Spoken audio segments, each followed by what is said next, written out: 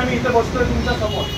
आम्ही निषेध नोंदवतो काय, कारण गेले कित्येक वर्ष आम्ही हेच सहन करतो साहेब। आमच्या त्या माळवाडीच्या गार्डन मध्ये आधी इंजेक्शन आणि गांजाचं हे चालायचं, तिथे मी रात्री गेलो होतो, ही सगळी मंडळी तिथे होती। आम्ही सगळ्यांनी त्या सुलभ शौचालयावरचं सगळं सामान काढून पोलिसांना दाखवलंय।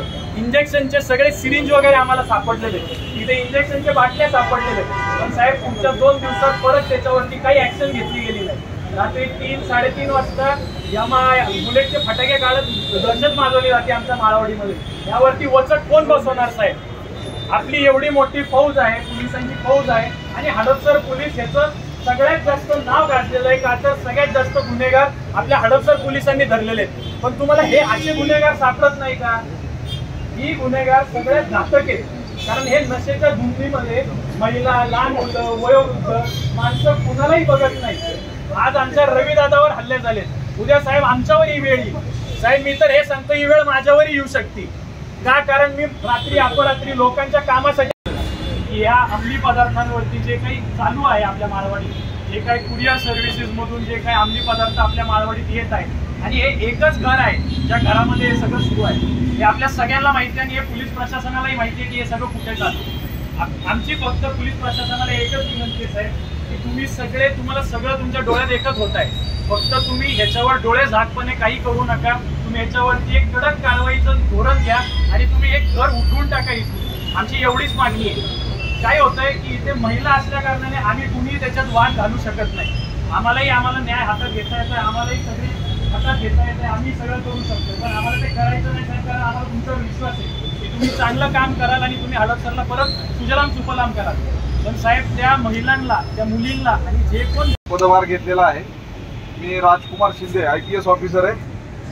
आता तुमच्या चेतन तुपे यांनी जे काही सांगितलं ते माझ्यापर्यंत पोहोचलेलं आहे। मी तुम्हाला आश्वासन देतो की कुठलाही अवैध धंदा असो किंवा कुठलीही बेकायदेशीर बाब असो, मुळापासून उपटून टाकणार। मी तुम्हाला पब्लिकली माझा पर्सनल मोबाईल नंबर शेअर करतो, लिहून घ्या, 96 23 99 99 44। पुन्हा रिपीट करतो, थोडं जवळ घ्या। 96 23 99 99 44 हा माझा personal mobile number, WhatsApp number आहे। जेव्हा केव्हा तुम्हाला अशी अवैध धंद्याची माहिती मिळेल, गुन्हेगाराबाबत माहिती मिळेल, बिलकुल मला तुम्ही कॉल करू शकता। आपल्याला तुमच्या सहकार्यातून, तुमच्या सोबतीनंच माळवाडीचे सर्व ग्रामस्थ यांना मी आश्वासन करतो की त्या ठिकाणी दहशत माजवणाऱ्या गुन्हेगारांचं कंबरड मोडून काढू आपण। त्याचबरोबर तुम्ही जे सांगताय की हे नशेचे पदार्थ विकणारे काही ठराविक लोक आहेत, बाहेरून त्यांच्याकडे माल येतो, मला माहिती द्या, मी स्वतः त्या ठिकाणी पथक पाठवून उपस्थित राहून ते पूर्णपणे नष्ट करणार।